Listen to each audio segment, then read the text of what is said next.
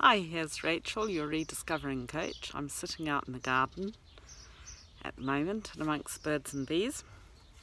I wanted to speak to you today about freedom. I've spoken about this before. And most people, when you talk about freedom, they think immediately of wealth and they want things. And so people will often say, what would make you happy? Yeah, a new car, to own my own house, whatever, and they associate that with freedom. And I'm going to put a slightly different view upon this. Now, as you know, I've written about this before. I really admire Robin Sharma. He's the man who wrote the 5 a.m. Club along with other books. And I really do like a lot of his ideas around these things.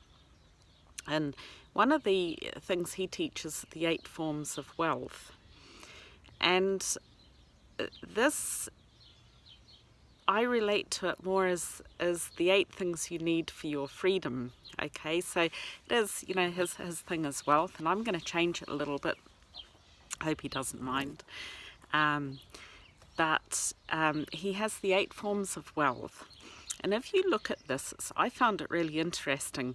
And if you get yourself pen and paper or pencil and paper or whatever you write with, and think about these 8 different forms, and then put them down a piece of paper and grade them where you are on the scale, say from 1 to 10, and where you are on a scale where, against what you'd like to be, what for you would be the way it should be.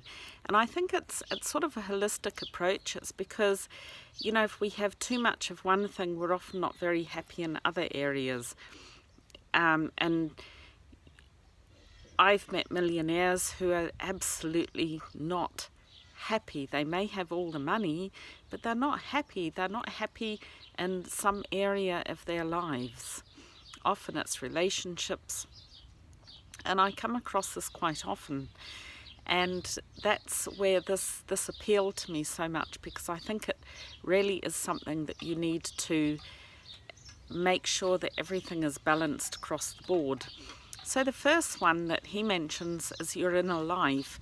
So that's sort of like your interior, okay? It's the quality of your beliefs, it's your self-esteem, how you feel about yourself. And the second one is your health, of course. Do you have lots of energy? Is your health good? Are you fit?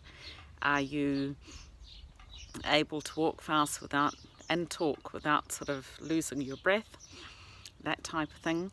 And then the third one is family. What's your family status? Are you talking to all your family?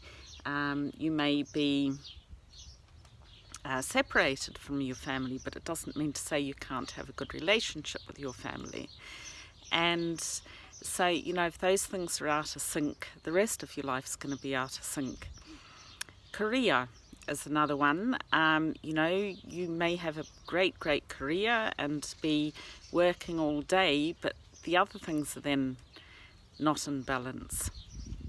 So you want to try and feel good about those, see if you need to raise the standards or lower your expectations of what you can do in a day.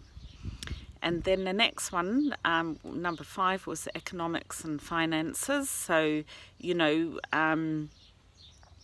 his thing is to be abundant. You have to develop the beliefs that draw it in, okay?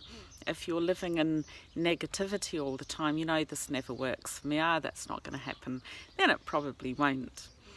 And then number 6 was the circle of genius, what he calls the circle of genius. That's having like-minded people around you. That isn't always easy. So the idea is that you try and build up a group of connections, friends, acquaintances, who think a little bit like yourself, are not going to criticize everything you do unless it's good criticism. I think we should all be able to take some sort of criticism, but some people do take it, you have to be careful, because some people give criticism when perhaps they're feeling you're doing better than they are. They may not even realise they're doing that, but it does happen. Okay, and you know, the other thing is to read a lot, get information, learn. That's always very, you know, broaden your aspect, broaden your mind. And number 7 was adventure. And adventure is something that we often just totally forget about. And just through circumstance, I think a lot of us just forget that, you know, we're missing adventure, and at some stage in your life you all of a sudden realise that time's gone by and you haven't actually done the things you wanted to do. Okay, so adventure, it could be that you decide to take up a new sport, or to go on a different sort of adventurous holiday. And number 8 was the impact, the legacy, the influence, what you want to leave behind you, what you want to be remembered for,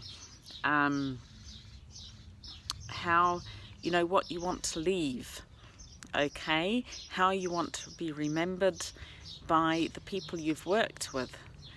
And I find those 8 areas, 8 forms of wealth he calls them, I find those 8 forms really, I found it very holistic.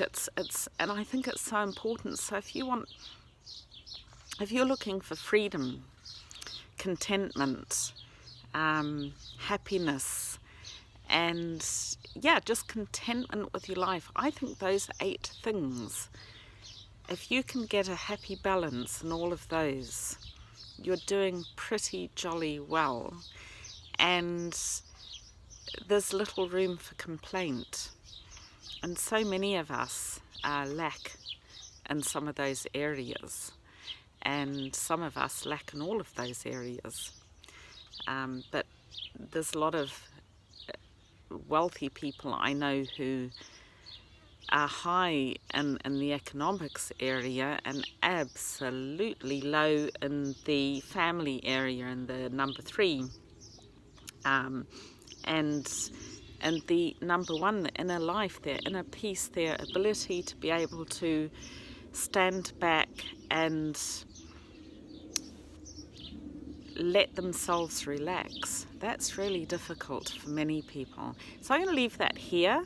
This is going to be, I'll write more. I'm going to put this into a blog post for you and then spell it out so you've got it there and you can come back to it.